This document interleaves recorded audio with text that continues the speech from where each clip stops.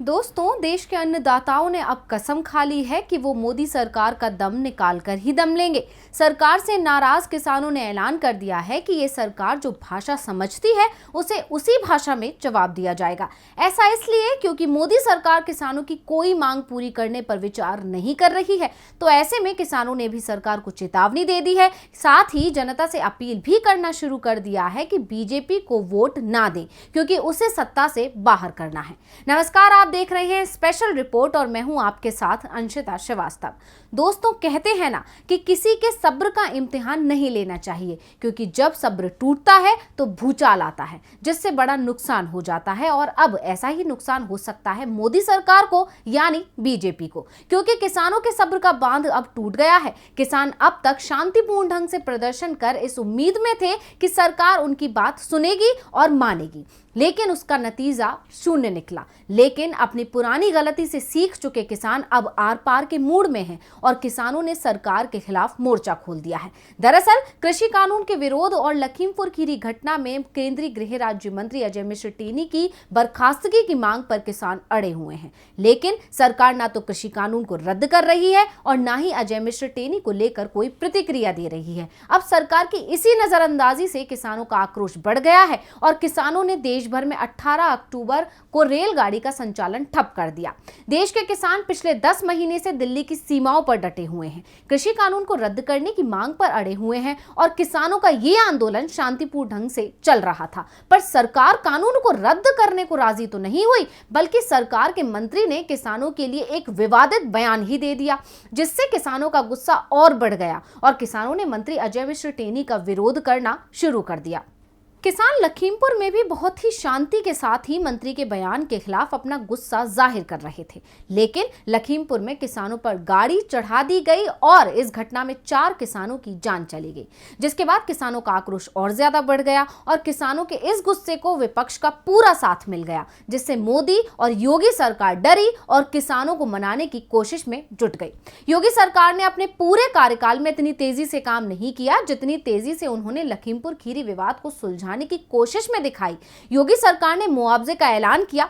हालांकि योगी सरकार की कोशिशें फेल हो गईं और किसानों ने साफ कर दिया कि उन्हें पैसा नहीं, न्याय चाहिए। किसानों की एक मांग थी कि अजय मिश्र टेनी के बेटे आशीष मिश्र को गिरफ्तार किया जाए, तो वहीं दूसरी मांग थी कि मंत्री को बर्खास्त किया जाए। अब इनमें से एक तो योगी सरकार ने पूरी कर दी है, लेकिन दूसरी मांग पर मोदी सरकार अभी तक चुप्पी साधे बैठी हुई है। अब सरकार की इसी चुप्पी से किसानों की नाराजगी और ज्यादा तेज हो गई है, जिसके बाद किसानों को देश भर में रेल रोको आंदोलन का फैसला करना पड़ा। अब 26 अक्टूबर को लखनऊ में भी किसानों की महापंचायत की तैयारियां शुरू हो चुकी हैं। उत्तर प्रदेश में विधानसभा चुनाव होने वाले हैं। ऐसे में किसानों का सरकार के खिलाफ जाना सरकार की मुश्किलें बढ़ा रहा है। तो आज की इस स्पेशल रिपोर्ट में हम पड़ताल करेंगे कि किसानों का ये आंदोलन जो है और सरकार के प्रति जो रोष है, चुनावों पर कितना असर डाल सकता है। लखीमपुर खीरी में केंद्रीय गृह राज्य मंत्री अजय मिश्र टेनी का बेटा आशीष मिश्र मोनू जेल में है। उस पर 4 लोगों की जान लेने का आरोप है।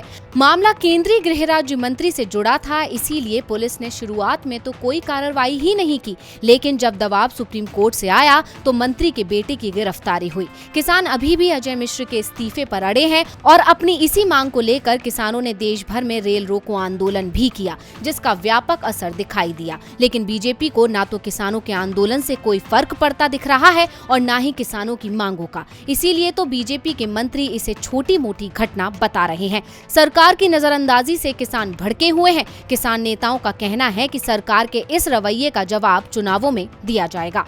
3 कृषि कानूनों के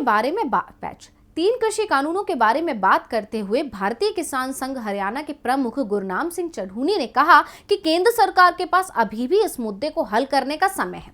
किसान नेता ने इस बीच सरकार को चेतावनी भी दे दी है। उन्होंने कहा कि सरकार हमारे धैर्य की परीक्षा ना ले। किसानों का धैर्य कमजोर होता जा रहा है और सहनशीलता की भी एक सीमा होती है। सरकार को 2 टूक चेतावनी देते हुए कहा कि कृषि कानून को जितना जल्दी हो वापस लिया जाना चाहिए। अब लखीमपुर में हुई घटना ने किसानों का गुस्सा और ज्यादा बढ़ा दिया है और किसानों का यही गुस्सा रेल रोको आंदोलन के दौरान दिखाई दिया। वैसे किसानों का आंदोलन पूरी तरह से शांतिपूर्ण ही रहा।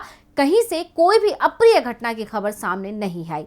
हाँ, किसानों को उकसाने की कोशिशें जरूर हो रही हैं। किसानों ने 150 जगहों पर रेलवे ट्रैक को जाम किया, जिससे 50 से अधिक ट्रेनों का परिचालन बाधित भी हुआ।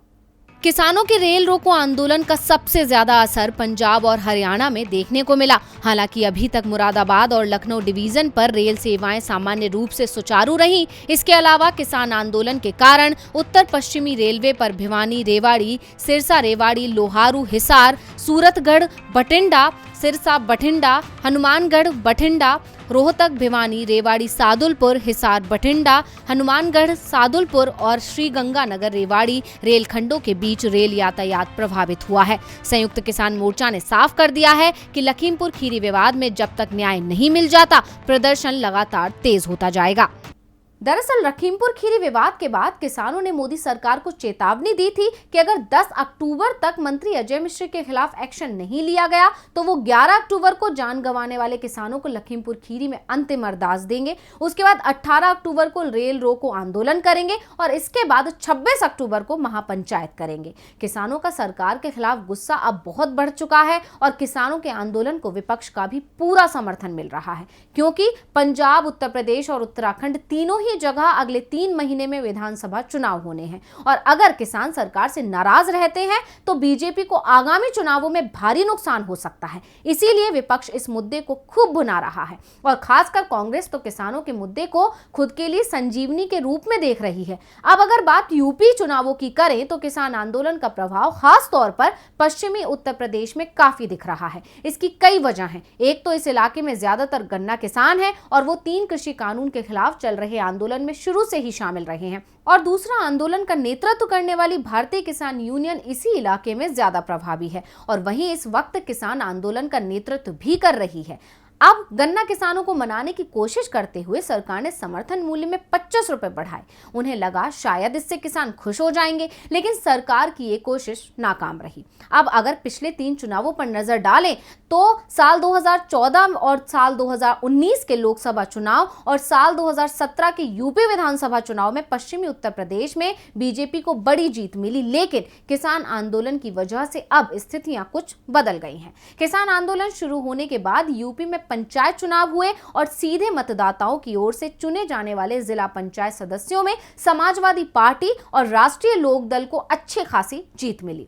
भारतीय किसान यूनियन का राष्ट्रीय लोकदल को समर्थन हासिल था। किसान आंदोलन से पश्चिम उत्तर प्रदेश के सामाजिक समीकरण भी काफी बदल गए हैं। साल 2013 में हुए मुजफ्फरनगर दंगों के बाद छिन्न भिन्न हुई जाट और मुस्लिम एकता को किसान आंदोलन ने एक बार फिर मजबूत कर दिया है। पहले किसान आंदोलन का असर पंजाब, हरियाणा में ज्यादा देखने को मिल रहा था, लेकिन जैसे जैसे चुनाव नजदीक आ रहे हैं उत्तर प्रदेश में भी किसान आंदोलन बढ़ता जा रहा है, जिससे योगी सरकार को नुकसान होना तय है। और यूपी में किसान आंदोलन ने तेजी पकड़ी है मुजफ्फरनगर में हुई किसान पंचायत से, जिसमें किसानों की मौजूदगी ने ये बता दिया कि किसानों ने सरकार को जवाब देने की भरपूर कोशिश की और कामयाब भी रहे।